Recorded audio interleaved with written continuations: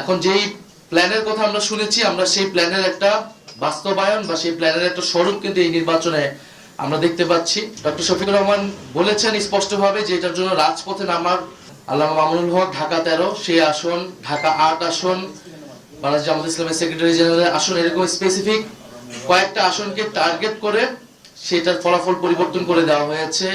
কেন্দ্রগুলোকে দখল করে সেই কেন্দ্রে জোর করে প্রশাসনকে ব্যবহার করে সেই ফলাফল পরিবর্তন করা হয়েছে। এখন যেই প্ল্যানের কথা আমরা শুনেছি, আমরা সেই প্ল্যানের একটা বাস্তবায়ন বা সেই প্ল্যানের একটা স্বরূপ কিন্তু এই নির্বাচনে আমরা দেখতে পাচ্ছি। এবং এই ধরনের ফলাফল কারচুপি করে যারা পুরোনো আমলে আওয়ামী লীগ যেভাবে নির্বাচন করেছে সেই ধরনের প্রচেষ্টা আমরা যাদের ভিতরে দেখতে পাচ্ছি, তারা কিভাবে রাষ্ট্র পরিচালনা করবে। সঠিক প্যাড আর সঠিক তথ্য দিয়ে এসব সামলে নিব এক হয়ে।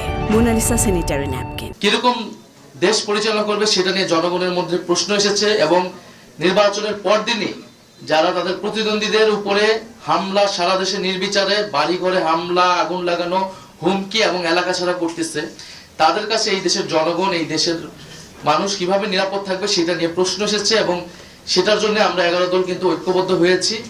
এবং ডক্টর শফিকুর রহমান বলেছেন স্পষ্টভাবে যে এটার জন্য রাজপথে নামার প্রয়োজন হলে আমরা সেটার প্রস্তুতি নিচ্ছি। কারণ এই দেশের মানুষকে যারা 11 দলের পক্ষে নির্বাচনে কাজ করেছে, নেতাকর্মী সমর্থক, তাদেরকে হেফাজত করা, তাদেরকে রক্ষা করার দায়িত্ব আমাদের।